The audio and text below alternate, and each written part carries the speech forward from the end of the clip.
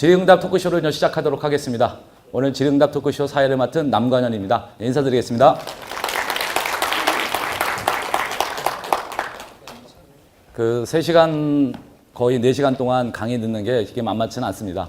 그리고 어떻게 본다 그러면은 여러분들이 부동산 공부하는 열정이 대단하다고 말씀드리고 싶고요.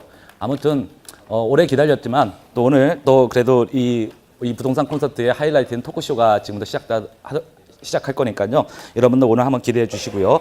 우리나라 사람들의 성인 남자들, 그러니까 20세 이상 정도 되는 사람들한테 그 당신 건폐율하고 용적률을 알아 물어봤어요. 이거 실제 그 설문조사 한 겁니다. 재미난 결론이 나왔어요. 92%가 모른답니다. 근데 우리는 늘 뭐라고 생각해요? 부동산으로다가 뭐든지 해서 뭐 하고 싶다? 부자가 되고 싶어요. 근데 어떻게 건폐율 용적률을 모르면서 어떻게 부자가 되려고 그래요? 그게 현실입니다. 이제 질의응답 토크쇼 패널을 소개시켜 드리겠습니다. 수익형 부동산과 투자 전략의 신 이승훈 소장님입니다. 이분은 정말 경기도 광주에서 정말 열심히 하시는 분이십니다. 공장 창고 투자의 달인 김범철 대표님을 소개해 드리겠습니다. 제일 기네. 소개해달라고 했더니 멘트가 제일 길어요. 대한민국 토지 가치 분석의 대가 고상철 박사님이십니다. 전 본격적으로 토크쇼를 시작을 할 겁니다. 어떤 분한테 왔냐면 이승훈 교수님께 질문드립니다. 황금 라인인 9호선 라인 투자처 중에서 반드시 피해야 하거나 투자를 고려해야 할 지역은 대표적으로 어느 곳이 있을지 궁금합니다. 라고 질문을 했습니다. 네, 답변해 주시죠. 예, 요즘에 이제 9호선이 가장 이제 핫하게 부상하고 있는 라인 중에 하나인데요. 뭐 어디를 피해야 된다라기보다는 고려해야 될 지역은 아까 말씀드렸던 업무타운 접근성이 가장 중요한 부분이고요. 일단은 연장선 되는 부분이 이제 송파 라인서부터 이제 하남 쪽까지 이제 강동구 하남 쪽까지 올라갈 예정, 3단계, 4단계로 개통될 예정인데, 일단 송파 쪽 라인 같은 경우는 가격대가 사실 많이 오르긴 했습니다. 예, 그런데 거기가 이제 9호선 라인도 그렇고 9호선 라인 개통되고 또 이제 그 주변에 워낙에 이제 개발 호재들이 호재가 아니라 지금 현재 공사를 다 많이 하고 있고 조만간 이제 완공이 될 것들 있죠. 우리가 잘 알고 있는 롯데월드 타워라든가 이런 것들. 그러다 보니까 거기 같은 경우는 단기적으로 수익은 좀 올리긴 했지만 추가적으로 더 올라갈 가능성도 있다고 보여집니다. 그런데 단기적으로 좀 상승했기 때문에 단기성 투자보다는 조금 한 4, 5년 정도 보는 그런 투자로 들어가시면 좋을 것 같고요. 오히려 단기적으로 9호선 라인 중에서 좀 수익을 얻으려면은 우리 반대편 쪽에 이제 김포 쪽으로 가면 마곡지구라고 있죠. 마곡지구 같은 경우가 아파트라든가 이런 것들은 13년도쯤에 보통 다 공급을 했는데 오히려 회사들 같은 경우는 아직 입주를 안 했습니다. 지금 현재 이제 현장을 가보시게 되면 막 공사를 하고 있어요. 그래서 내년서부터 한 2023년 요 기간 동안에 우리가 익히 알고 있는 여러 가지 기업들, LG를 포함해서 여러 가지 기업들이 입주를 할 거기 때문에 실질적인 수요가 늘어날 겁니다. 그래서 오히려 단기성 수익을 올리시려면 마곡지구 쪽에 이제 9호선 라인들이 있어요. 뭐 등촌이라든가 아니면 뭐 증미역이라든가 염창역이라든가 이런 쪽 라인. 지금 당장은 공급량이 상당히 많이 늘었습니다. 그래서 당장에 지금 우리가 전세를 놓고 소액 투자하기에는 조금 불편한 부분도 있어요. 워낙에 공급이 늘었기 때문에 그게 수요가 채워지려 그러면은 한 바퀴 정도 돌아야 될 걸로 보여집니다. 내년 이후부터. 그러니까 그런 점을 감안해서 지금 당장은 그렇게 수익이 클 것처럼 보이지 않지만 단기적으로 한 2년 내지 한 4년 정도 내에 수익을 올리고 싶으시면 마곡지구 주변 쪽 한 눈여겨보시는 거 좋을 것 같고요. 반대로 조금 더 길게 보신다 그러면 송파 쪽도 보시는 게 좋을 것 같다. 이렇게 답변 드리겠습니다. 이제 9호선 라인 중에서 업무타운 쪽으로다가 한번 보셔라. 그 다음에 이제 마곡지구, 그 다음에 송파 라인 이렇게 좀 했는데 요즘 최근에 제가 여러분들 한번 오늘 집에 가서 지금 다 강의 끝나고 나서 토크쇼 끝나고 나서 한번 검색 한번 해보세요. 요즘 최근에 부동산이 개발 호재들이 주식처럼 굉장히 선반영되고 있어요. 그걸 어떻게 보시냐면은 분당선, 연장선, 신분당선, 연장선이 있죠. 자, 정자역에서 광교역까지 있잖아요. 그게 실질적으로 개통이 되고 나서 오히려 가격이 떨어졌습니다. 그게 무슨 얘기냐면은 아파트 가격이 오히려 떨어졌다고요. 그 얘기가 무슨 얘기냐면은 굉장히 빠르게 선반영되고 있다는 거예요. 그래서 여러분들이 오늘 이제 이승훈 소장님께서 말씀해 주셨던 부분에 대해서 잘 검토를 해보신다면 아주 좋은 투자처가 나오지 않을까라고 생각합니다. 네, 김범철 교수님께 질문드립니다라고 했는데 지금도 산업 경기가 좋지 않아 빈 공장들이 많고 향후 경기 회복이 불투명한데 공장 창고 투자 수익률을 어느 정도 기준으로 잡아야 할까요? 라고 했습니다. 네, 답변해 주시죠. 예, 공장 창고 수익률이 업무용에 대한 거죠. 예. 아까 말씀드린 대로 소규모 공장 창고는 그 투자성하고 수익성을 두 개를 잡을 수 있는 그런 투자 대상이에요. 그래서 한 3%에서 5% 정도, 5% 정도 수익이 그 세전 수익률이 나오면 훌륭한 투자를 하시는 거고요. 예, 한 3% 정도 보시면 될 것 같습니다.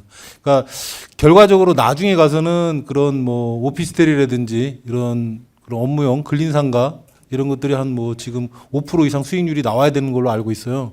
그다음에 여러분들 뭐 다가구 투자도 해보셨는지 모르겠지만 굉장히 머리 아픕니다. 다가구 투자. 예. 그런 것들이 이제 8% 이상 수익이 나와야지 정상인데 요즘 금리가 많이 내려갔으니까 그것도 좀 하향 조정을 해야 될 것이고요. 예. 업무용은 5% 이상 수익률이 나오면 이제 훌륭한 투자를 하시는 거예요. 예. 김원철 교수님, 이게 경기가 좋잖아, 빈 공장들이 많다고. 경기가 안 좋다고요? 저는 개인적으로는 경기가 좋고요. 그다음에 경기가 안 좋다는 얘기는 저 어렸을 때도 들은 것 같아요. 상대적인 거죠, 그죠? 예. 저 어렸을 때 경기 안 좋다는 소리 많이 들었는데. 예.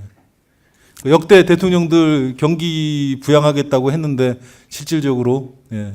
여러분들 여기 와 있는 자체는 성공하신 거예요. 예, 그렇게 보시면 됩니다. 저는 경기 부분은 물론 선별 투자는 하셔야 돼요. 그래서 제가 말씀드렸죠. 그리고 부동산 뭐 투자의 원칙은 관리 범위 가능한 지역.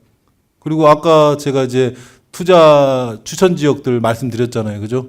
뭐 하남이라든지 그리고 뭐 화성 뭐 평택이라든지 이런 쪽들은 뭐 소규모 공장 창고 그 임대업이라든지 투자하실 수 있는 아직도 많이 있습니다. 네. 여러분들 그 창고 주인이라든지 공장 주인들은 다 강남에 살고 서울에 삽니다. 그래서 거리가 딱 1시간 거리. 아침에 일찍 출근해서 공장 갔다가 창고 한번 보고 자기 사무실, 본래 다 서울에 다 사무실이 있거든요. 이런 라인이에요. 그러니까 무슨 얘기인지 아시죠? 무슨 얘기인지 아시죠? 그러니까 그렇게 투자하시는 거예요. 그러니까 이렇게 얘기하시는 분들은 다 어디 보고 있는 거예요? 저기 강원도 보고 있고 저 경상북도 보고 계신 분들이에요. 지금. 그렇게 보시면 안 된다고요. 예. 네, 다음 질문은요. 고상철 교수님께 질문 드립니다. 요즘 도시 택지 개발 분양 청약 경쟁이 심하던데 택지 투자가 확실히 메리트가 있는지요? 있다면 진입할 수 있는 노하우를 알려주세요. 이게 경쟁인데 또 진입을 어떻게 할까요? 답변해 주시죠. 혹시 여기 영종도 넣으신 분 있으세요? 맞네요. 저도 넣은 사람 되게 많을 건데 성경 9,000대 1까지 갔는데 몇 대 몇 넣으셨어요? 5,000대 1? 네. 웬만하면 5,000대 1이었기 때문에 영종도 그 택지 분양할 때 작년에 1,500대 1로 갔었는데 제가 개인적으로 느끼는 건 저 괜찮습니다. 그 넣어서 되면 피가 최소한 작년에 1억 2천인가 올랐으니까 아마 올해는 더 올랐을 거야. 그 이번에 당첨이 되면 그 사람들은 최소한 1억 5천 뭐 이 정도 당첨되면 어차피 본인이 그 택지를 분양받아서 질려고 한 사람은 거의 없었을 거야. 당첨되면 중간에 이제 피 받고 팔려고 했을 뿐이니까 그러면 이 문제 자체는 확실히 메리트가 있냐? 메리트 100% 있습니다. 근데 된 적이 한 번도 없어요. 저도 시티파크도 넣어보고 뭐 다 넣어봤어요. 청약통장도 제가 있을 때 넣어봤는데 한 번도 저는 당첨이 되지 않더라고요. 그래서 이제 청약통장은 빼가지고 그냥 맛있는 거 사 먹었고 그리고 뭐 넣어봤는데 어차피 안 되니까 뭐 여윳돈 조금 있으면 넣었다가 안 되면 빼면 되니까 근데 일단 기회가 있다 그러면 무조건 넣는 게 맞고 그리고 받아도 나중에 문제가 될 수 있는 경우도 생길 수는 있거든요. 근데 아직까지 대한민국에 할 수 있는 곳이 되게 많이 있어요. 평택도 아직 많이 남았고 어디 화성도 마찬가지고 뭐 용인도 있고 아직까지 이제 택지지구 계속 분양하는 게 나오니까 기회가 되면 LH공사 사이트 들어가셔가지고 분양할 수 있는 기회 있으면 무조건 넣어보시고 안 되면 많은 거죠 뭐. 그 9,000대 1에 한 명이 내가 됐다가 안 될 수도 있는 거고 9,000대 1 중에서 한 명이 돼서 당첨이 되면 그 프리미엄은 내가 먹을 수 있는 거니까 저 같으면 영종도 이번에 뭐 제가 아는 지인분들도 되게 많이 넣으셨는데 제 주변에 된 사람 본 적이 없습니다.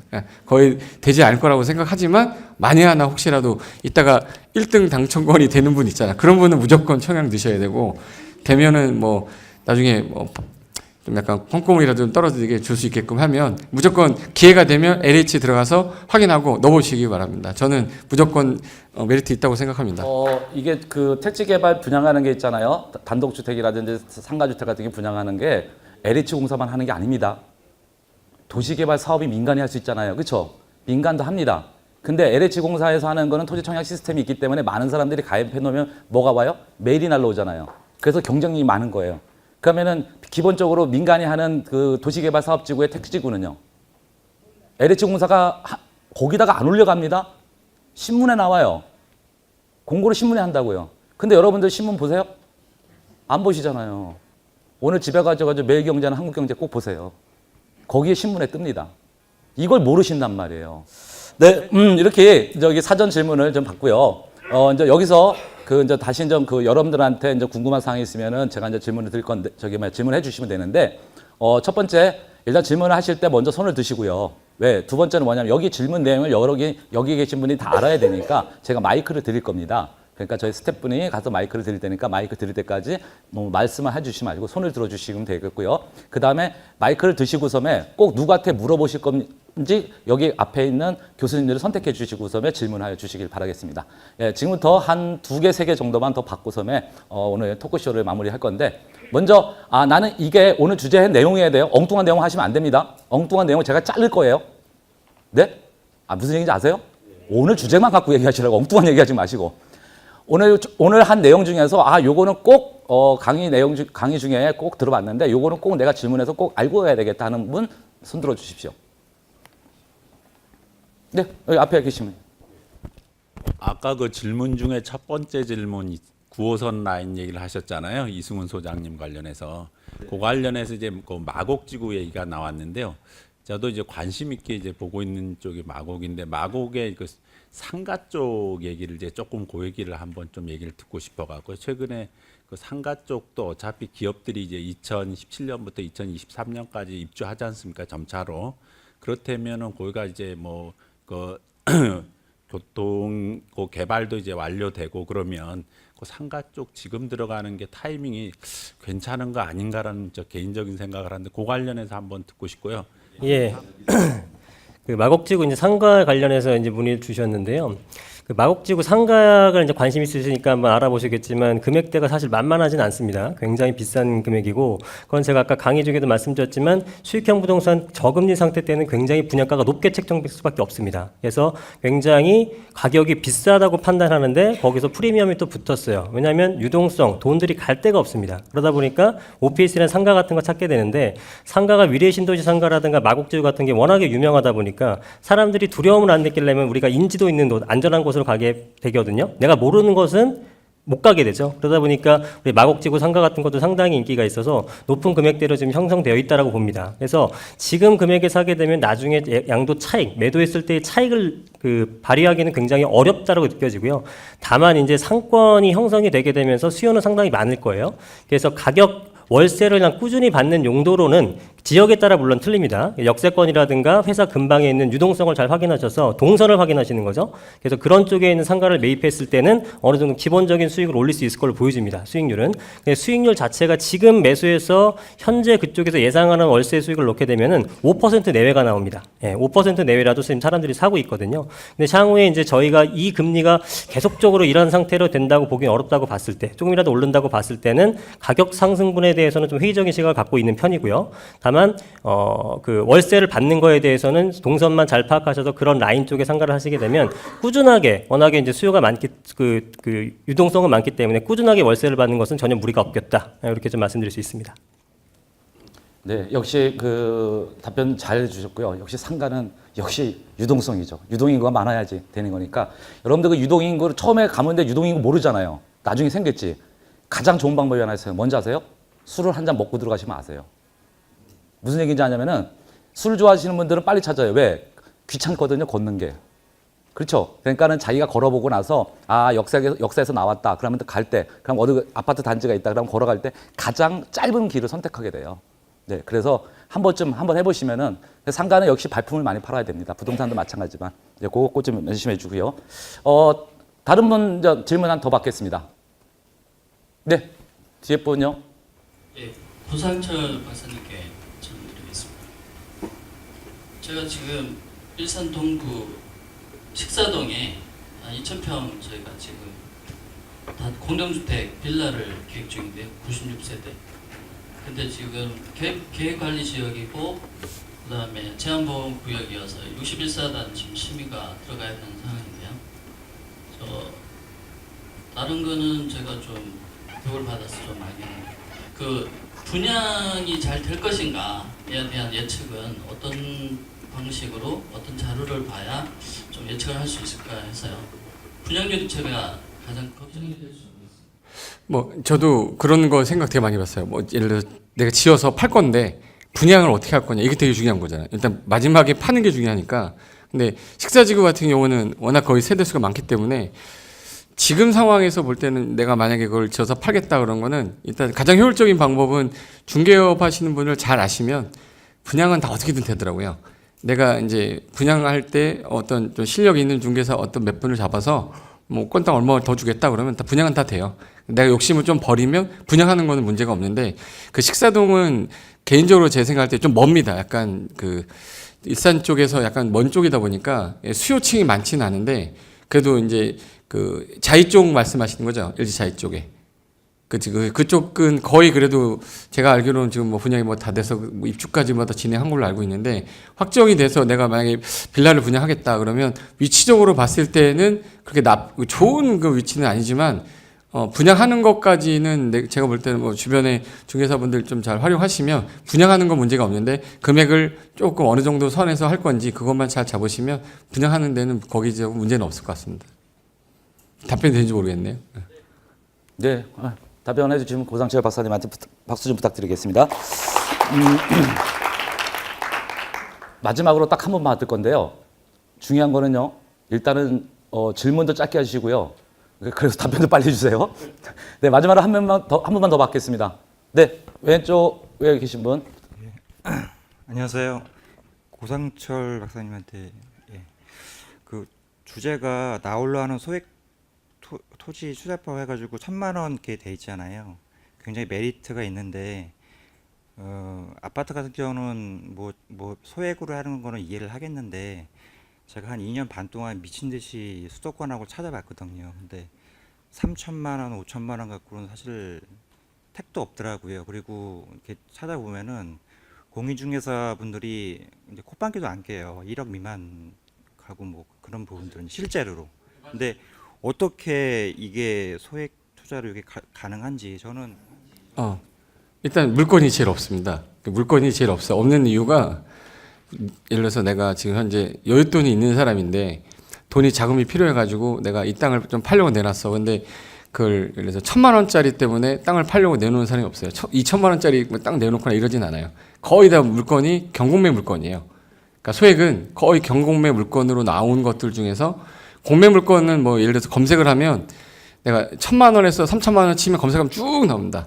쭉 나왔을 때 이 물건이 괜찮은 물건인지 아닌지 그런 분석은 이제 공부를 많이 하셨을 거니까, 제가 볼 때는 시중에서 거래되는 중개사무소 가서는 절대 찾을 수가 없고, 경매나 공매 사이트 들어가서 어차피 집에서 공매는 할 수 있으니까 제가 볼 때는 검색을 한번 해보시다가 시간적 여유가 있을 때 하나씩 검색하다가 찾아가 보고 임장도 해보시고 하면서 하다 보면 좋은 물건도 있습니다. 저는 뭐 매일 보는 사람은 아닌데 중간에 이제 뭐 심심하다 싶으면 이제 사이트 들어가는 경우는 있어요. 들어가다 보면은 뭐 1,200, 1,300짜리도 나오고 막 그래요. 그러면 그런 물건 있을 때 한번 생각 한번 해보시면서 찾아보시면 되는데, 실질적으로는 중개사무소에서 그렇게 거래되는 경우는 없다고 보시면 됩니다. 답변이 된 건가요? 이쯤 해가지고요. 전 그 질의응답 토크쇼를 좀 마치도록 하겠습니다. 앞에 그 질의응답 토크쇼를 진행해 주신 앞에 세 분한테 다시 한번 뜨거운 박수 부탁드리겠습니다.